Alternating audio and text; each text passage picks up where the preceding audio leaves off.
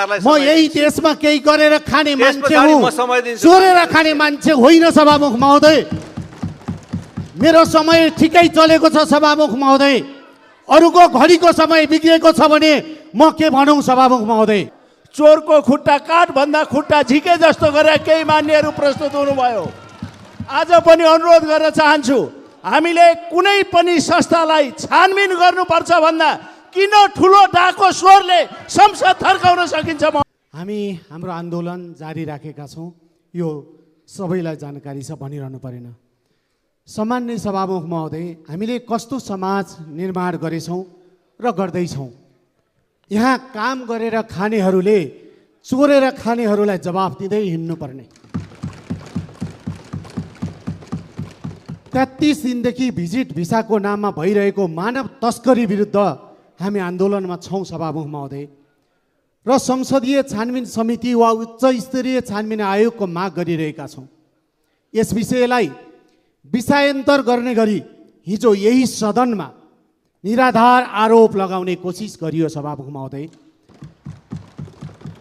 राजनीतिलाई पेसा बनाएर वर्षौँदेखि देश दोहन गरिरहनेहरूले आफ्नो पेसा व्यवसाय गरेर खानेहरूमाथि गम्भीर आरोप लगाउन पछि परेनन् सभामुख महोदय। मलाई दया लाग्छ सभामुख महोदय, 2048-49 सालतिर कोही मन्त्रीका पिए बसेर सरकारी कागजात किर्ते गरेर विदेश मान्छे पठाउने काम गरे बापत हनुमान ढोकाको चिसो छिडीमा धेरै रात बिताएकाहरू पनि आज यही सदनमा संसद भएर बसिरहेका छन् सभामुख महोदय। सभामुख महोदय, अरूलाई आक्षेप लगाउनेहरू भिसा पाए भने आफै टाप कसलान्। गर्नुहोस्, उहाँलाई मैले समय दिइरहेको छ, तपाईँले सुन्नुपर्छ।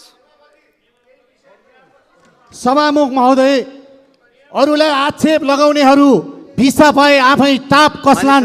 हो, म गर्वका साथ भन्छु, हो म गर्वका साथ भन्छु सभामुख महोदय। सुमिरे टुर्स एन्ड ट्राभल्स मेरो कम्पनी हो सभामुख महोदय। मान्य सदस्य आसन ग्रहण गर्नुहोस्। मैले समय डोलप्रसाद अर्याललाई दिएको छु। म यही देशमा राखेपछि म यहाँलाई यही देशमा केही गरेर खाने मान्छे हुँ, चोरेर खाने मान्छे होइन सभामुख महोदय। मेरो समय ठिकै चलेको छ सभामुख महोदय। अरूको घडीको समय बिग्रेको छ भने म के भनौँ सभामुख महोदय।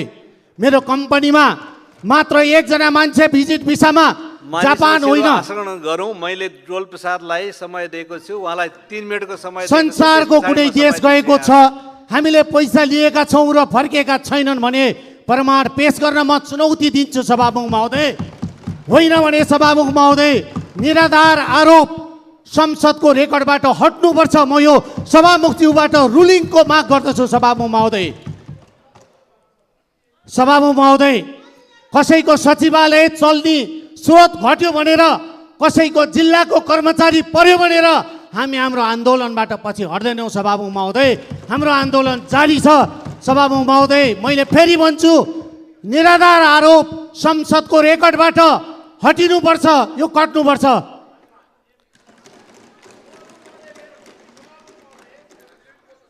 ल, माननीय सदस्य रामहरि खतिवडालाई म समय दिन्छु। सभामुख 3 मिनेटभित्र आफ्नो कुराहरू राख्नुहोस्। सभामुख महोदय, आज केही मान्य सदस्यहरूको अभिव्यक्ति यहाँ सुन्न पाइयो। हामीले कुनै मान्य सदस्यको नाउँ किटान गरेर भनेका थियौँ न। चोरको खुट्टा काट भन्दा खुट्टा झिके जस्तो गरेर केही मान्यहरू प्रस्तुत हुनुभयो। आज पनि अनुरोध गर्न चाहन्छु, हामीले कुनै पनि संस्थालाई छानबिन गर्नुपर्छ भन्दा किन ठुलो डाको स्वरले संसद थर्काउन सकिन्छ? महोदय, म अनुरोध गर्न चाहन्छु, कुनै बेला हामी अदालतबाट निर्दोष प्रमाणित भएर संसदमा प्रतिनिधित्व गरेका छौँ, तर आज दोषी भएर आज पनि तिनै मान्छेहरू ठुलो स्वरमा यहाँ कराउँदाखेरि हाम्रो आपत्ति छ सभामुख महोदय। म अनुरोध गर्न चाहन्छु, हामीले निष्पक्ष छानबिन हुनुपर्छ भनेका थियौँ, छानबिन गरौँ, दोषी छ भने कारबाही गरौँ, निर्दोष छ भने हामी उहाँलाई सफाई दिन चाहन्छौँ सभामुख महोदय। कानुनी रूपमा आज पनि हिजो जुन म्यान पावर कम्पनीहरूमा काम गर्ने म्यान पावर कम्पनीहरूलाई दलाल मार्फत सुविधा दिने 209वटा म्यान पावर कम्पनीहरूलाई श्रम मन्त्री हुँदाखेरि अवैध रूपमा सञ्चालन गर्ने अनुमति दिने को मान्छे को श्रम मन्त्री थियो त्यो छानबिन गर्न म अनुरोध गर्न चाहन्छु सभामुख महोदय। हामीले छानबिनका लागि अनुरोध गरेका छौँ। छानबिन गर्नुपर्छ भन्दा फेरि पनि भने चोरको खुट्टो काट भन्दा फुत्त खुट्टो झिक्ने जस्तो प्रवृत्ति अन्त्य हो सभामुख महोदय। म अनुरोध गर्न चाहन्छु यस्ता कुरा रेकर्डबाट हटाउनका लागि भर्खरै बोलेका मान्य शब्द रेकर्डबाट हटाइयोस् भनेर अनुरोध गर्न चाहन्छु सभामुख महोदय। धन्यवाद।